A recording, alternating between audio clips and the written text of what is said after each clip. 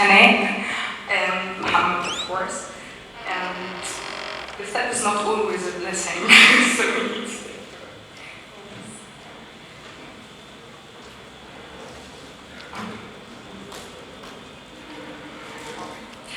Okay. Hello again. So our presentation today, or workshop, we'd like to call it a workshop because you need to prepare yourself that you're going to take part in that. Nihan and I are going to talk about alternative assessments. And there.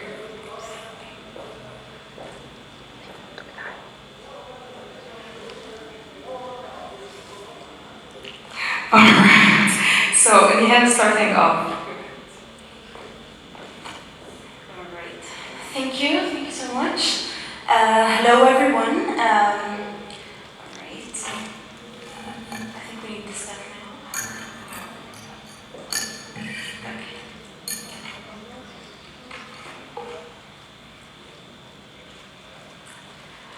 Alright.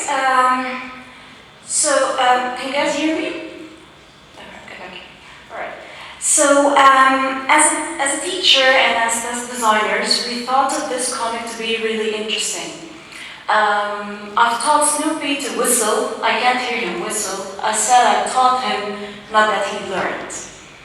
So, we thought that this is very significant because, again, it draws a comparison between teaching and learning. And that they are two opposite terms. Teaching does not always mean that your students have actually learned something. So, we'd like you to, alright, so alternative assessment. This is a way in order to make sure that what you actually teach inside the classroom is going to be applied in real life. So today we're tackling alternative assessment, the what, the how, and the most important part is why alternative assessment. Okay, so we'd like to ask you to imagine a situation right now. As a future teacher, or as a teacher right now, try to imagine the following situation. Your school principal or your manager decides that final exams are no longer to be conducted. Exams are going to be cancelled.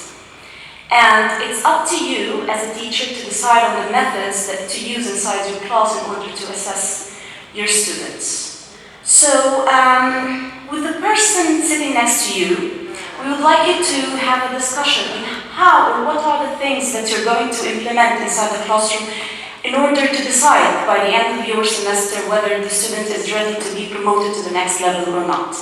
So, can you take 1 minute to try and brainstorm ideas?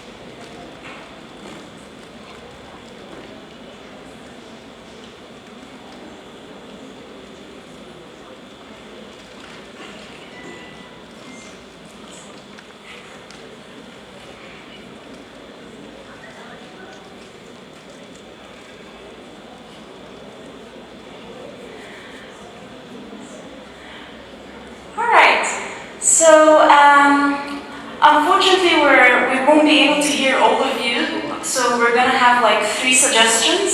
So, Muhammad, can you pass on the mic? So, who would like to share any of the suggestions you have? Okay.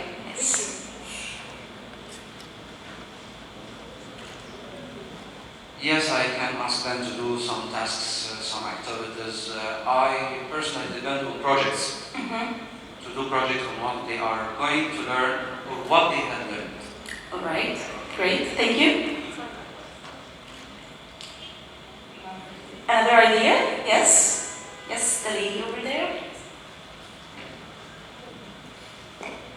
Well, you can choose the last month of the year. Every student should choose a topic that stood out for them in the sense that the highlight, the something that they really learned, and they present it to the others. What did you really learn? The highlight of the year, and they give it out.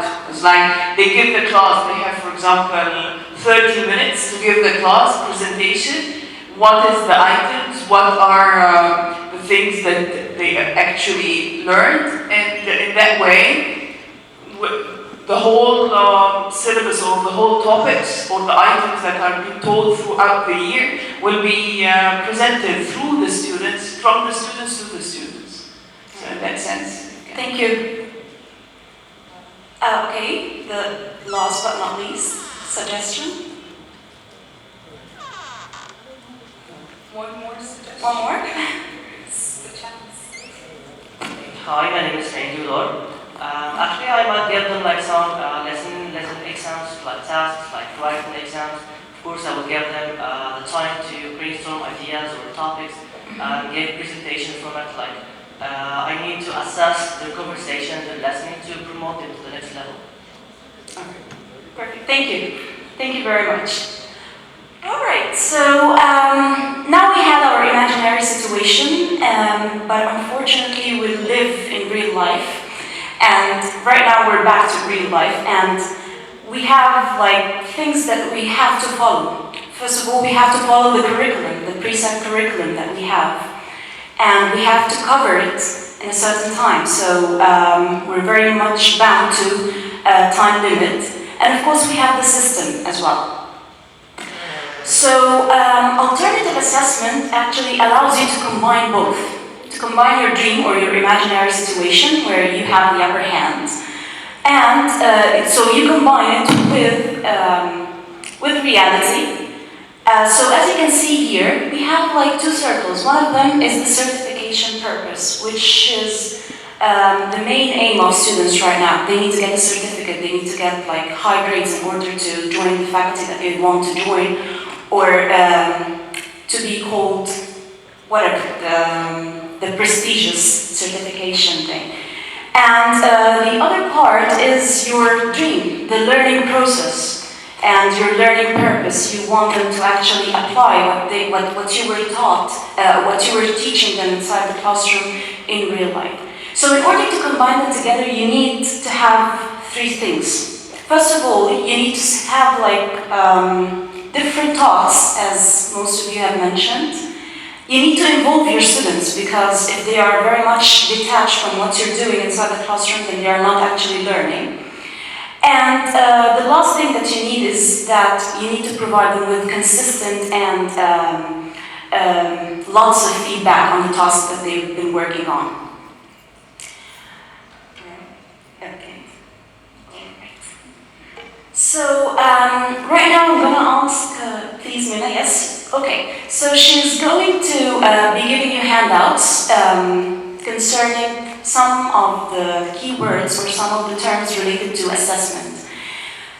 Please work together, try to match each term with its suitable definition. Okay, it can take like 2 minutes to do so, and then we will carry on with that. Thank you.